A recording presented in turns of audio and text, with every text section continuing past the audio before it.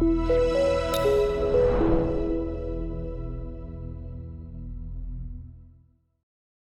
O-RAN Alliance is supporting the Open RAN ecosystem in a number of important ways, bringing the sector together to develop specifications, identify the most important focus areas for R&D, and to organize test and verification programs, amongst many other things. And to get an update on the Alliance's work and to discuss some key areas of Open RAN tech development, I'm talking today with Alex Jinsung Choi, Chairman of the O-RAN Alliance and Senior VP of Group Technology at Deutsche Telekom. Alex, a pleasure to talk with you as always. Thanks very much for being with us today. Let's focus first on the all-important testing programs. Now, the O-RAN Alliance Spring Global Plugfest has just finished. What are the key takeaways for the Open RAN ecosystem? Have there been notable advances for network operators and technology developers? Hi, Ray, once again. First of all, thank you for having me. So yes, you're right. The O-RAN Global Plugfest Spring this year concluded at the beginning of June.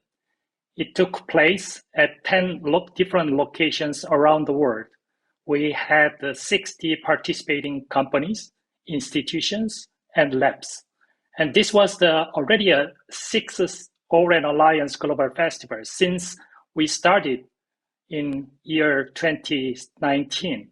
And looking at the scope and the focus of those Plugfest, we can clearly see the great progress of the O-RAN ecosystem. At the beginning, the efforts focused mainly on the basic conformance test and integration of equipments. Now we can see very advanced conformance, interoperability, and performance testing, which takes much less effort to pass. For example, one of the tests focused on maximizing the length of the open front haul interface, which achieved 30 kilometers and could be even more. And that allows TCO savings by co-locating DUs in the rear deployments. And there's also improvements in the end-to-end scenarios, which are, of course, more complex and challenging. And passing those proof that deployments-ready equipment is available.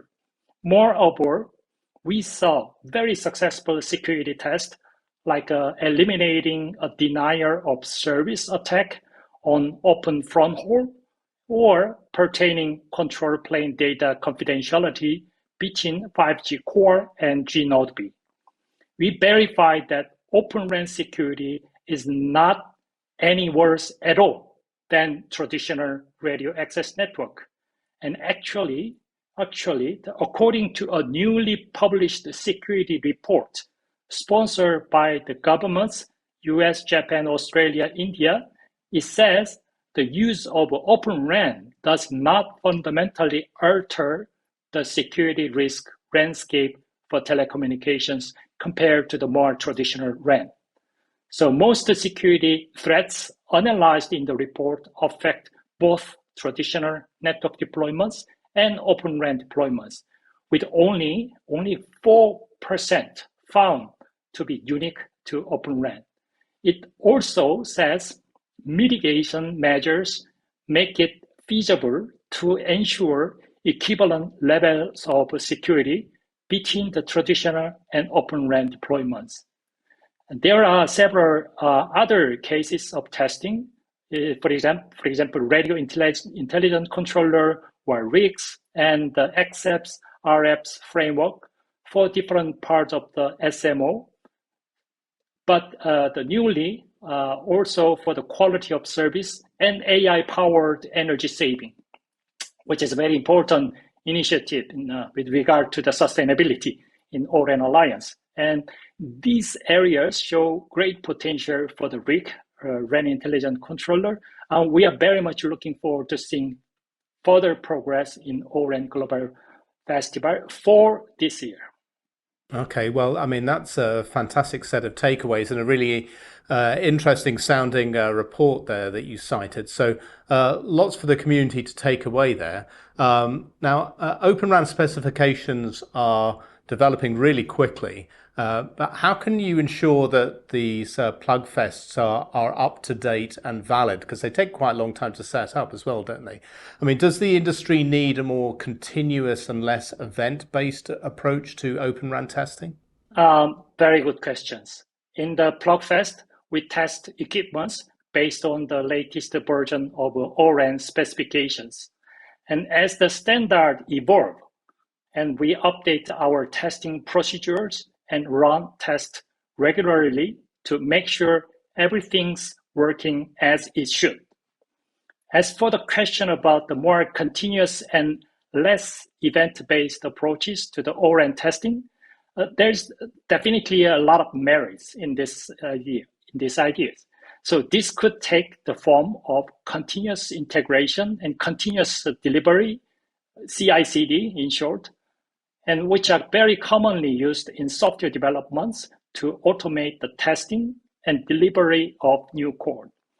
In such a system, as new versions of the ORAN specifications are released, testing procedure could be updated and automated tests could be run on regular basis to validate the equipments and softwares are compliant with the latest specification.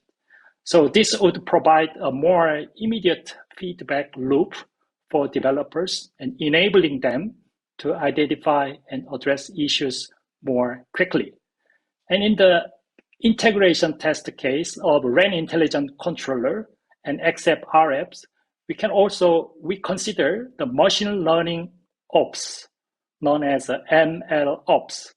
And ML ops provides a framework for the continuous integration and deployments of machine learning models in the same way that software development practices have been automated. And this is particularly critical for accepts and RFs, as these applications will likely involve ML models that needs to be updated and deployed frequently. However, note that while a more continuous approach to testing could complement the plugfest, it wouldn't necessarily replace it. So plugfest offer unique benefits such as opportunity for face-to-face collaboration and ability to testing equipments in a range of real-world scenarios, which can be replicated in an automated testing environment. Therefore, a combination of both continuous testing and periodic plugfest could be the most effective way to ensure the ongoing developments and validation of ORAN solutions. Yeah, that sounds like a very good combination. So look forward to discussing that and seeing how that develops in the industry in the near future. Now, you mentioned the RAN intelligent controller or the RIC there a few times, and obviously this is a key area of development for many ecosystem players. But the RIC will only become effective once there are applications, the X apps and R apps you mentioned, once they're available to run on RIC platforms. How is that part of the sector developing, do you think? What is the development life cycle of these RIC applications? Yeah, first, you need definitely all the RIC platform, accepts, RFs, or both. And accepts, RFs contains a machine learning model inside, which run on RAN intelligent controller platforms. The RIC ecosystem is growing quite fast, and more vendors, developers, and many ORAN member companies, including startups, are working on creating accepts RFs for various use cases. So regarding the RIC app development lifecycle, it actually follows this step.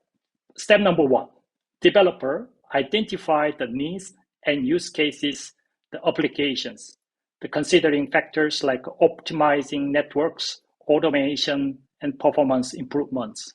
And which is followed by the second step, you have to design the architecture and functionality of the applications based on those requirements.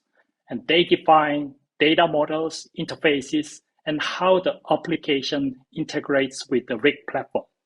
And then step number three, developers write the code to build and train the machine learning models in the accept RFs using programming languages, framework, and APIs specified by the RIC platform to ensure the end-to-end compatibility. And the step number 4, and we undergoes rigorous testing and ensure it functions correctly and performs well and works with the RIC platform and other ML models. And this includes different types of testing to catch any issues. And last step number 5, we deploy onto the RIC platform. So the Oren Alliance and the vendors currently are offering various types of development kits, tools, and APIs to help developers create the accept RFs more easily and efficiently. As RIC platforms gain wider adoption, there is a growing marketplace for accept and RFs. And overall, the developments of accept RFs for RIC platform is progressing well, as I said, and supported by the Oren Alliance and their standardization, and also established the development practices and a growing community.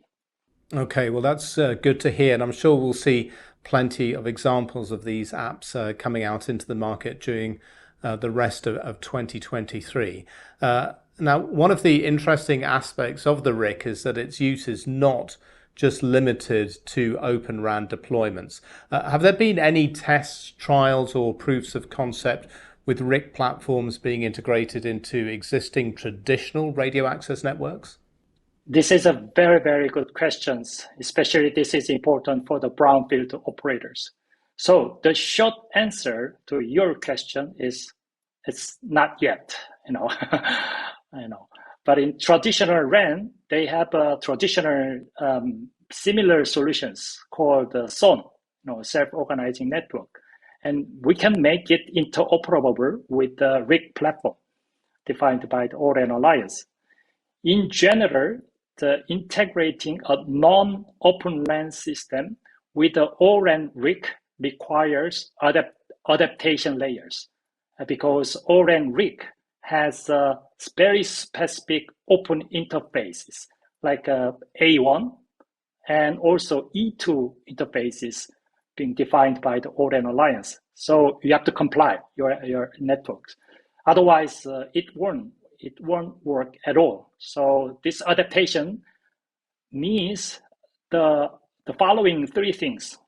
First, defining the interoperability requirements. And this includes specifying information, data formats, and functionalities that needs to be exchanged between the different systems. In this case, it's Open RAN, Oren compliant RAN versus the traditional RAN. Second, you have to embrace the adapting the protocols and interfaces.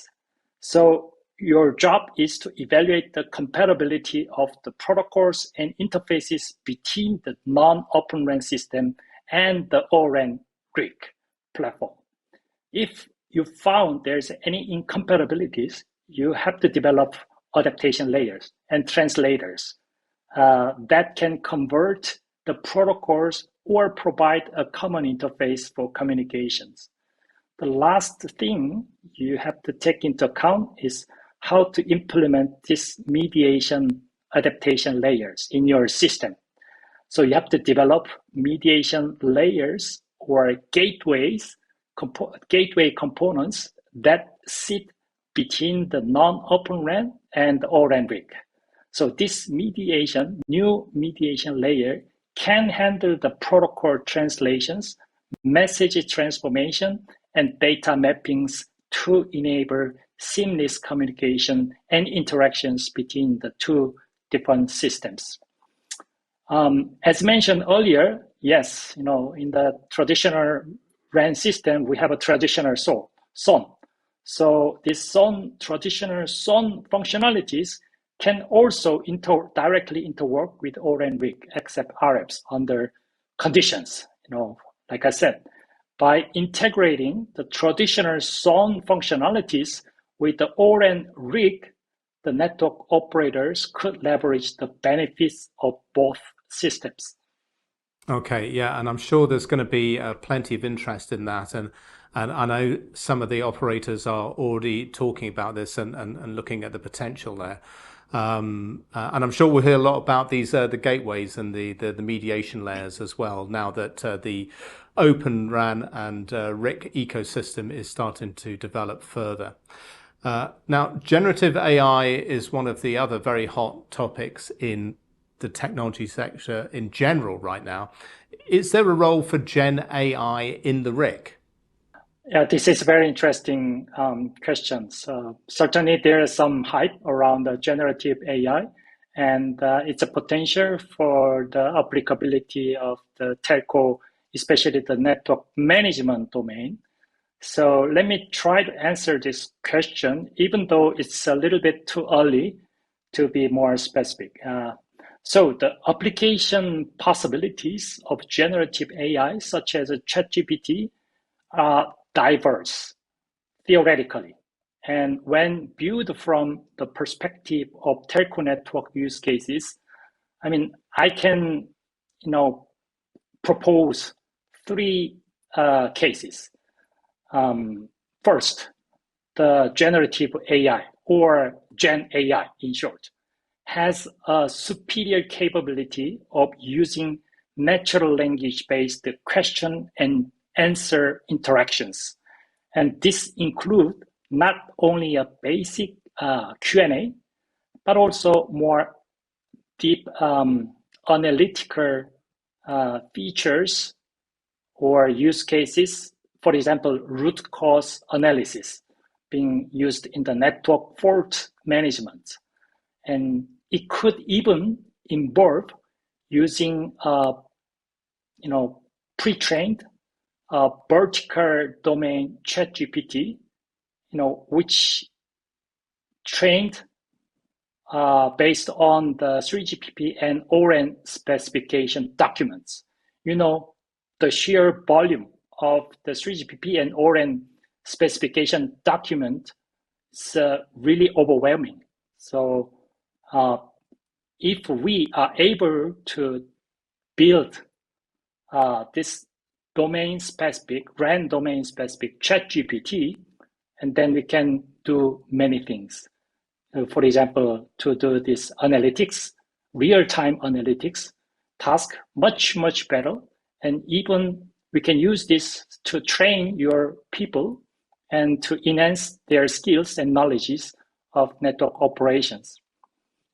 The second opportunity that I would like to highlight is the Gen AI, generative AI, has a capability of translations.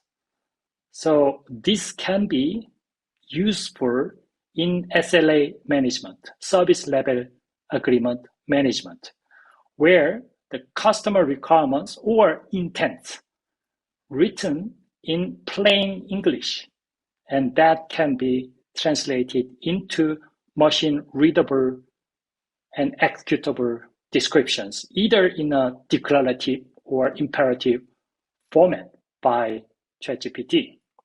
And these capabilities can ultimately be applied in ORAN network automation using RIC and also even SMO. The third proposal is, we can use these capabilities of generative AI. It's a instant programming. So from the perspective of network operators, we have many situations. There is a on-demand network service request, and then it's going to be important to automatically generate the necessary code, which could be a SDN program or script for auto provisioning to meet this on-demand network services. It could be an API. Yeah. So generative AI's programming capabilities can be utilized in such cases. And of course, still, as I said, it's a very early stage. So a lot of efforts should be made to address, of course, the hallucination issues. And other interesting case is, I would say it's a collaborative problem solving with your peers. So generative AI models can facilitate collaborative problem solving by acting as a virtual teammates or sparring partners or the subject matter experts. And they can engage in very interactive conversations, brainstorming sessions, explorative analysis with multiple network operators and engineers simultaneously. So not just the interaction between you and ChatGPT. You can invite your colleagues in other departments to analyze the root cause and also find the solutions with the strong support from the ChatGPT and offering solution, insight, alternative perspective, and suggestions, and something like that. So it is important. Gen AI should be considered as a supportive tools to augment human decision makings and analysis processes. And lastly, the model's decision and insights should be fully verified and validated and cross-checked beforehand.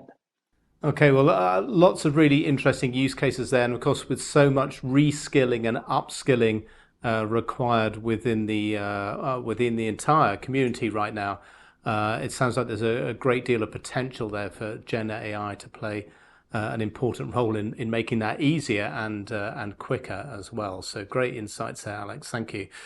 So finally, we're in the middle of 2023 now. What are the next steps for the O-RAN Alliance? What's coming down the pipe for the rest of this year? Yeah, the role of O-RAN Alliance is largely composed of developing specifications, developing reference code with the open source, and various support programs, including plugfest and OTIC and badging and certification, etc. So we will continue to sow in the futures, and we also plan to do make more efforts to increase the accessibility and information and experience exchanges platform between different member companies and different operators through the establishment of global networking between the different OTICs. Okay, well, that will play an important role, obviously, as the ecosystem expands and more companies get involved. Of course, it's really every move accelerates the other parts of the industry as well to get involved. So Alex, listen, great to get an update on what the O-RAN Alliance is doing and to get your views on what's happening in the industry around the RIC and Gen AI and around the plugfest as well. So thanks very much for joining us, and look forward to talking to you again soon. Thanks very much. Yeah, my pleasure. Thank you, Ray.